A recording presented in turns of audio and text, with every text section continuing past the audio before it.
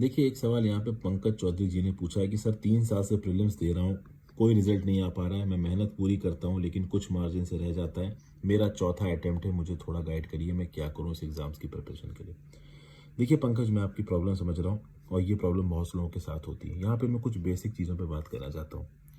पहली बात तो ये होता है कि कभी-कभी कुछ बच्चे शुरुआती कुछ अटेम्प्ट जल्दी-जल्दी में दे देते हैं, बिना किसी प्रॉपर प्रिपरेशन के। जैसे कि जब मैंने अपना पहला अटेम्प्ट दिया था, तो मुझे यूपीएससी के बारे में एबीसीडी भी नहीं पता थी। मेरे दोस्त ने मुझे सुबह फ़ोन किया कि आ जाओ यार, यूपीएससी का पेपर है, फॉर्म डाला ही, चलो दे आते हैं। प्राइवेट जॉब करता था मैं उस समय पे, 17,500 रुपये महीने की तनख्वाह थी, उठ के चला गया। तो इतनी बुद्धि थी और जाके पेपर दे आया। और ऑब्वियस सी बात है, यूपीएससी के एग्ज़ाम के बारे में भी कुछ पता नहीं है। पहला पेपर दे रहा हूँ, दूसरा छोड़ दे रहा हूँ। तो ये एक सीरियस अटेम्प्ट नहीं बोला जाएगा। इसी हिसाब से हो सकता है कि बिना तैयारी के आपने शुरुआत में कुछ अटेम्प्ट दे दिए हों, तो ऐसे अटेम्प्ट को मैं सीरियस अटेम्प्ट नहीं बोलूँगा। ओके, आपके अटेम्प्ट्स वो मेन काउंट होंगे जहाँ पे आपने अपनी पूरी जान लगाई है अटेम्प्ट देने के लिए। अब अगर मान लीजिए आपने पूरी जान लगाई है और 3 साल तक एक एक चीज़ पढ़ के अटेम्प्ट दिया है, उसके बाद अगर आपका नहीं निकल रहा है, तो इसमें भी टेंशन लेने वाली बात नहीं है। कहीं ना कहीं हो सकता है कि आपकी प्लानिंग में कुछ गड़बड़ हो रहा हो। कहीं ना कहीं हो सकता है कि कुछ चीज़ें आप मिस कर रहे हो। कुछ चीज़ें आप मिस कर रहे हो का मतलब क्या है कि कहीं ना कहीं इस पेपर के एसेंस को आप मिस कर रहे हो। या हो सकता है कि एग्ज़ाम वाले दिन आप ज़्यादा नर्वस हो जाते हो। या हो सकता है कि आपके दिमाग में एक लूजिंग स्ट्रीक सी बैठ गई है। जैसे कि जो आपका कमेंट है, हो सकता है ये प्रॉब्लम किसी और की भी हो। इसमें कोई टेंशन लेने वाली बात नहीं है। ये बहुत लोगों की प्रॉब्लम है, यहाँ कोई बॉन्ड नहीं बैठा है।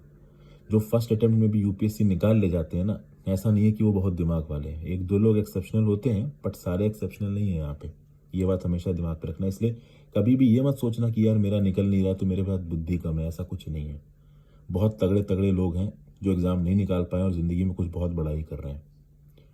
तो इस रिस्पेक्ट में आपको ये बोलूंगा कि अगर आपको लगता है कि आपकी एक लूजिंग स्ट्रीक चल रही है, लगातार आप एग्जाम दे रहे हो और आपका एग्जाम नहीं निकल रहा है, तो आप एक काम कर सकते हो कि एक ब्रेक ले लो।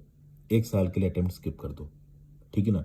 अगर आपको लग रहा है, या फिर एक काम करो, कुछ 6 या 7 महीने के लिए कोई दूसरी नौकरी पकड़ लो, कुछ भी काम कर लो।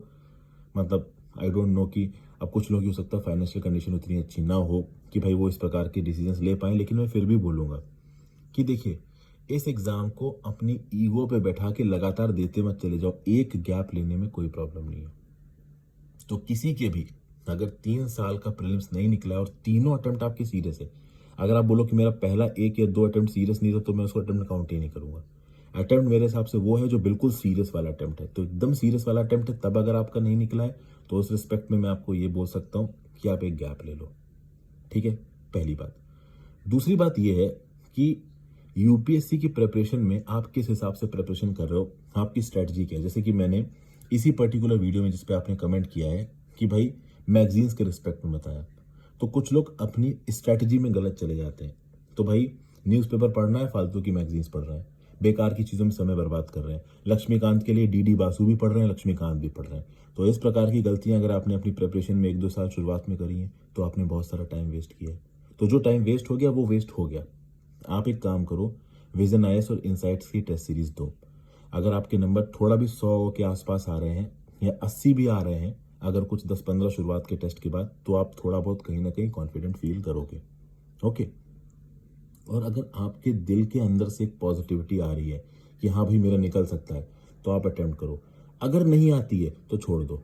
अटेम्प्ट छोड़ने में कुछ नहीं जा रहा है। अगर आपके पास एज बची हुई है, वेल एंड गुड, अच्छा है। अगर लास्ट एज है, मतलब बिल्कुल ही एज का लास्ट वो है कि भाई 3 ही अटेम्प्ट बचे हैं और 3 ही साल की आपकी एज लिमिट बची है, तो दे दो, फिर तो कोई ऑप्शन नहीं। बट अगर आपके पास है एज लिमिट, तो 1 साल के लिए स्किप कर दो। कोई छोटी मोटी नौकरी पकड़ लो 7-8 महीने के लिए, थोड़ा सा अपने आप को ब्रेक दे दो, दिमाग को थोड़ा शांत करो, किसी और चीज़ पे थोड़े समय के लिए दिमाग लगाओ, फिर यहाँ पे वापस आओ।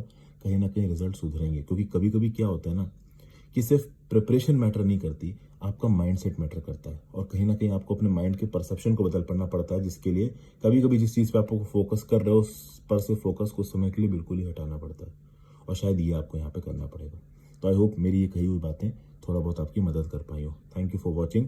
ये प्रॉब्लम बहुत और लोगों के साथ भी हो सकती है, तो वो भी इसी प्रकार से इंट्रोस्पेक्ट कर सकते हैं।